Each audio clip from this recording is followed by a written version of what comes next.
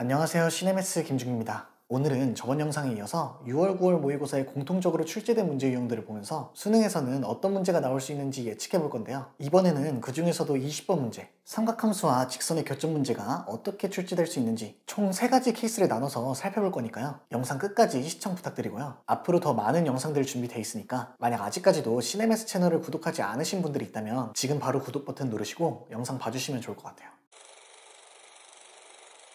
자, 먼저 우리 6월, 9월에 나왔던 20번 문제들이 어떻게 나왔었는지 간략하게 보고 넘어갈게요. 6월 문제는 직선 y는 1, y는 3, 그리고 x는 파이와 삼각함수 a sin x 플러스 b가 만나 생기는 교점의 개수가 3이 되도록 하는 a, b 값에 대해서 물어봤는데요. a와 b 값이 변할 때마다 삼각함수의 위치와 최대값, 최소값이 변하면서 삼각함수 개형에 따른 교점의 개수를 파악하는 문제였고요. 9월 문제는 삼각함수로 정의된 fx에 대하여 함수 fx와 ft와의 교점이 3개가 되도록 하는 t값을 물어보는 문제였어요.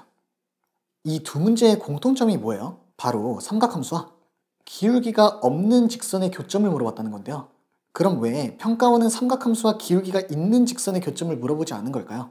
삼각함수와 직선의 방정식을 살펴보면 우리가 배운 교육과정 안에서 방정식의 해를 구할 수가 없어요. 그래서 삼각함수와 직선의 교점을 살펴보려면 그래프를 그려서 파악해야 되는데요. 이때 만약 직선의 기울기가 존재한다면 기울기가 변수로 주어지든 상수항이 변수로 주어지든 삼차함수와 직선이 접하는 x값을 구해야 하는 지점이 생기는데 이건 미적분에 나오는 개념이죠.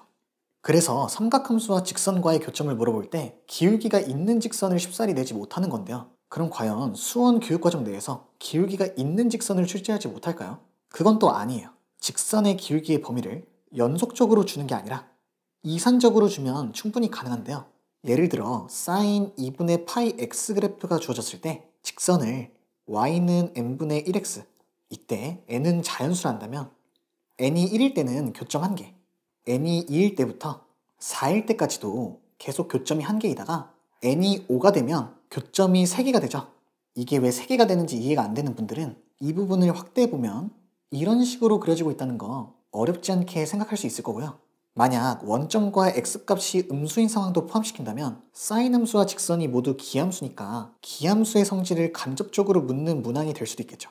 이런 식으로 기울기가 있는 직선도 충분히 삼각함수 문제에 활용할 수 있고요. 같은 방식으로 삼각함수와 이차함수의 교점도 물어볼 수 있겠죠.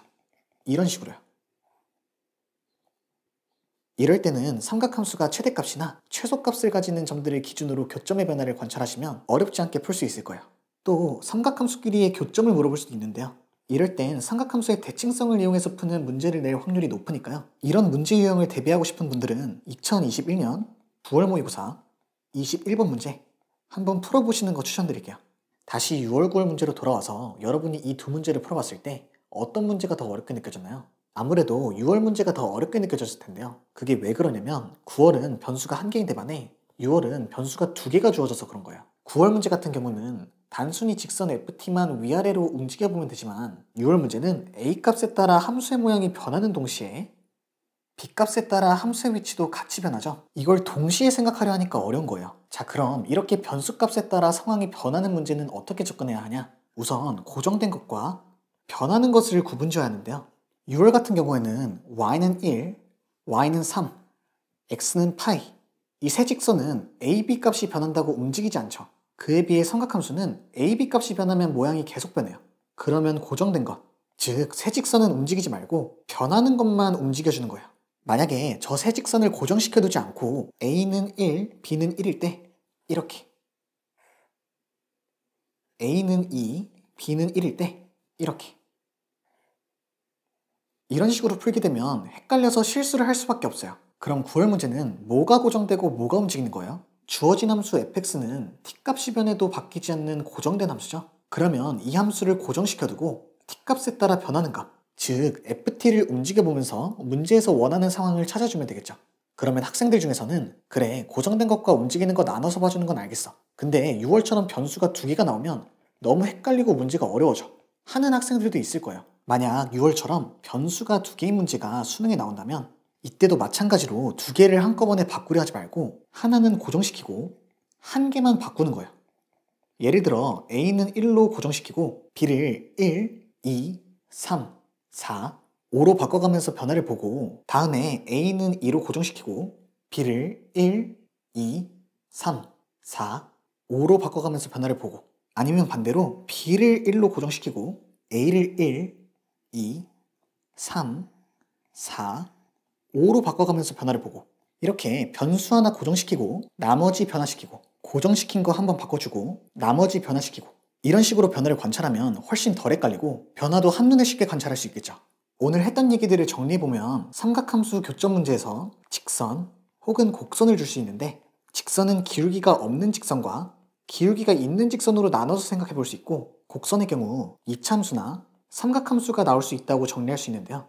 만약 기울기가 없는 직선이 문제로 나온다면 이번 6월 9월과 같은 방식으로 풀어주면 될 것 같고요. 기울기가 있는 직선이나 곡선이 나온다면 오늘 제가 설명했던 부분들 한 번씩 생각해주면 좋을 것 같아요. 추가적으로 이번 6월에는 삼각함수를 a sin x 더하기 b로 함수를 위아래로 변화시키는 형태가 나왔다면, 이번 수능에서는 sin ax 또는 sin ax 빼기 b파이, 이렇게 좌우로 변화시키는 형태가 나올 수 있겠다는 거 한번 짚어주면 좋을 것 같은데요.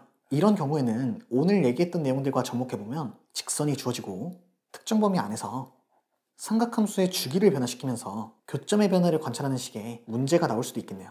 오늘 준비한 영상은 여기까지고요. 제가 오늘 영상에서 했던 예측들은 말 그대로 예측일 뿐이니까요. 너무 몰입하지 마시고 이런 식으로도 문제가 나올 수 있겠구나 정도의 자세로 영상 봐주시면 좋을 것 같습니다. 이번 영상이 도움이 되셨다면 구독과 좋아요 부탁드리고요. 저는 다음 영상으로 찾아뵙겠습니다. 감사합니다.